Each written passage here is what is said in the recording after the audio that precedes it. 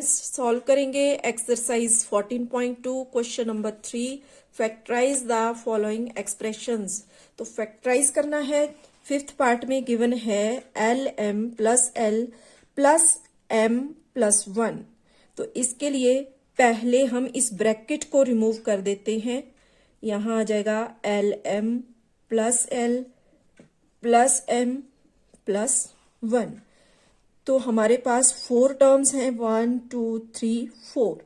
हमने बना लेने हैं पेयर, फर्स्ट 2 टर्म्स का और नेक्स्ट 2 टर्म्स का। अब पेयर बनाने के बाद ये जो फर्स्ट 2 टर्म्स हैं इन दोनों में हमें कॉमन देखना है। कॉमन मीन्स जो दोनों में होगा। जैसे यहाँ फर्स्ट 2 टर्म में एल फर्स्ट टर्म में भी है, सेकंड टर्म में भी एल है, तो एल आ जाएगा यहाँ पर कॉमन। और इसमें कुछ भी कॉमन नहीं है, तो जो कॉमन नहीं है दोनों में उसको हमने लिख लेना है ब्रैकेट के अंदर। तो यहाँ ब्रैकेट स्टार्ट, तो एल तो कॉमन आ गया, क्या बच गया यहाँ एम प्लस एल कॉमन आ गया था। अब यहाँ कुछ और नहीं है तो हम यहाँ 1 लगाएंगे, ठीक है, ब्रैकेट क्लोज। अब देखो हमें इस तरह से कॉमन लेना होता है ताकि अगर हम दोबारा इसको सॉल्व करें तो हमें यही मिले।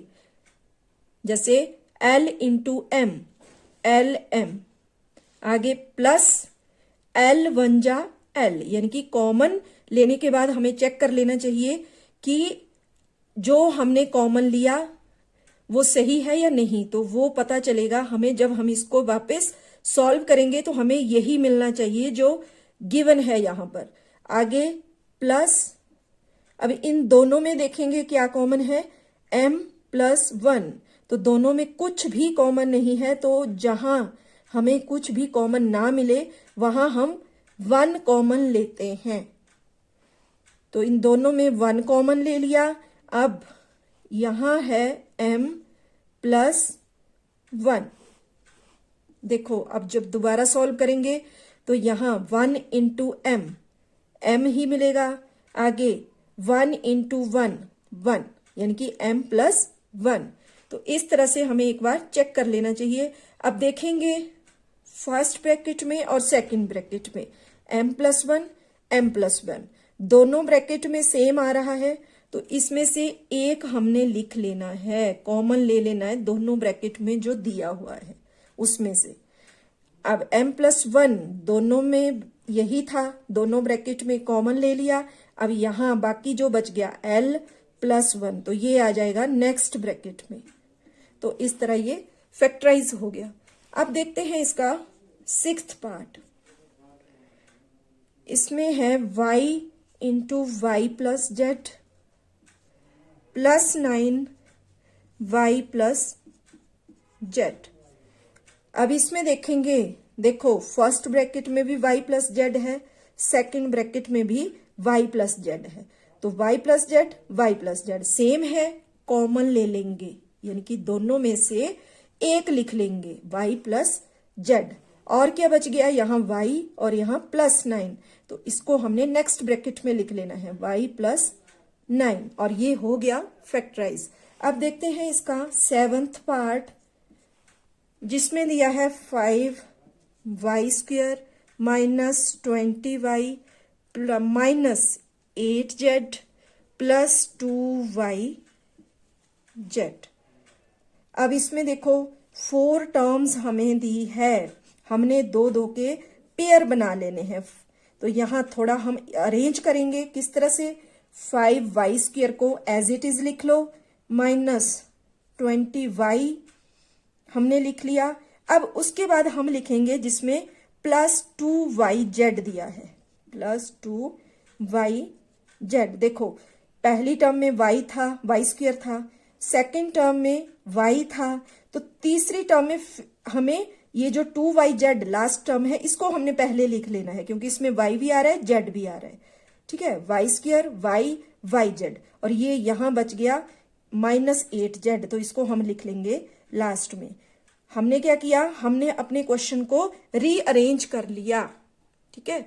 अब हमें कॉमन लेने में थोड़ा आसान हो जाएगा। देखो अब हमने फिर से पेयर बनाने हैं, फर्स्ट 2 टर्म का बना लिया और नेक्स्ट टू टर्म्स का बना लिया।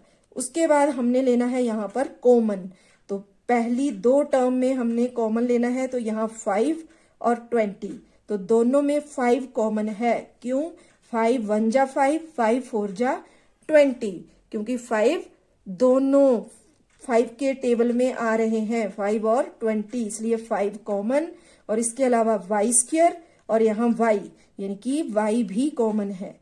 अब जो कॉमन नहीं है वो ब्रैकेट में, यहाँ वाई स्क्वायर, एक y तो कॉमन आ गया, एक इसमें रह गया, लिख लेंगे, और ये 5 तो कॉमन आ गया था, तो इसलिए फर्स्ट टर्म में जो कॉमन नहीं था वो था y। आगे माइनस, अब 20, इसमें 5 कॉमन आ गया था, यहां रह जाएगा 4, 5 4 जा 20, y कॉमन आ गया था, कुछ भी और नहीं बचा, तो ब्रैकेट क्लोज। नेक्स्ट देखते हैं, यहां दिया है प्लस, आगे 2 और 8 दोनों 2 के टेबल में आते हैं, कॉमन आ जाएगा, y इसमें है दूसरे में नहीं है, नहीं आएगा कॉमन।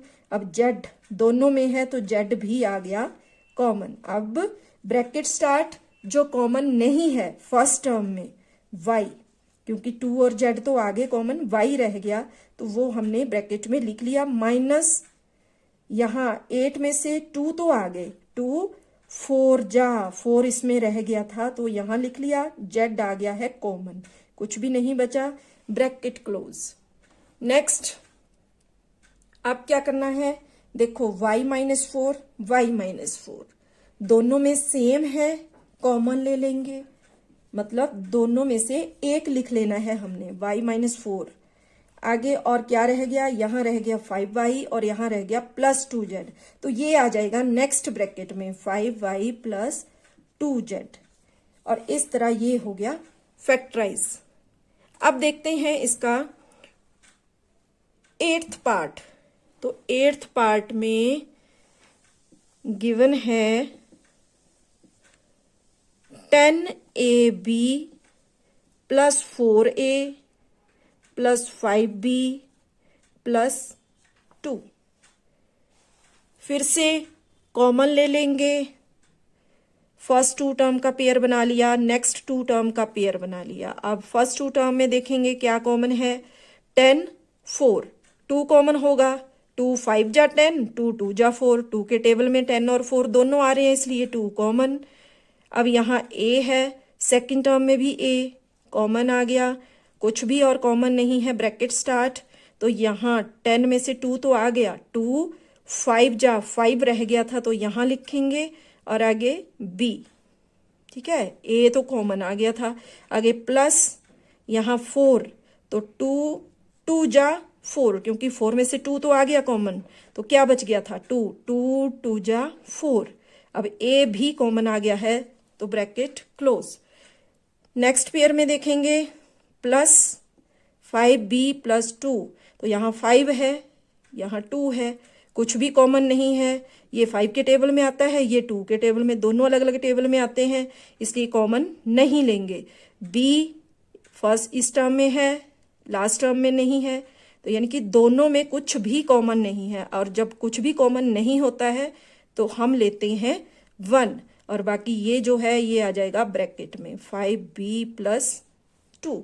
अब दोनों ब्रैकेट में सेम है, दोनों में से एक हमने लिख लेना है 5b प्लस 2, और नेक्स्ट ब्रैकेट में जो बचा 2a प्लस 1, इसको हमने लिखना है, तो ये हो गया फैक्टराइज। देखते हैं इसका 9th part, 6xy minus 4y plus 6 minus 9x।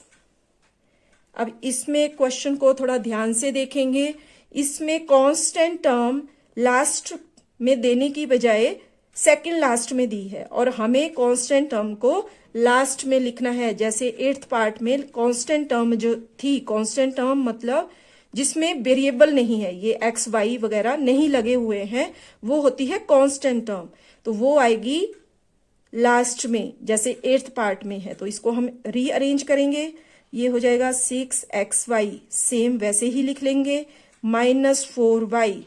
अब उसके बाद हमने लिख लेना है माइनस 9x, और इस कांस्टेंट टर्म को हमने लिख लिया लास्ट में। रीअरेंज कर लिया हमने क्वेश्चन को।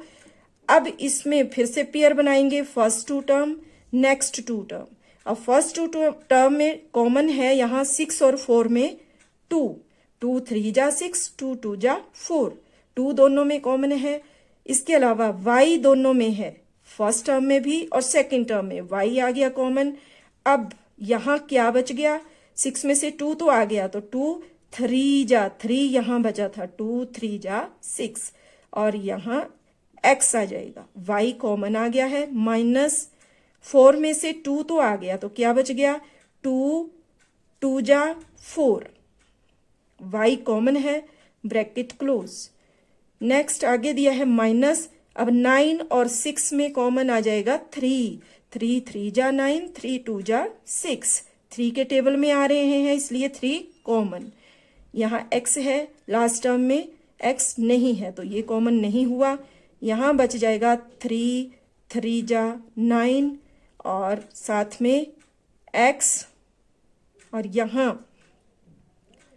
प्लस 6 है, इसमें से 6 में से 3 हमने कॉमन ले लिया है, तो यहाँ क्या बच जाएगा, अभी देखो प्लस 6 चाहिए हमें, तो अगर हम यहाँ प्लस लगाते हैं तो 6 में से 3 तो कॉमन आ गया, तो 3 2 जा 6।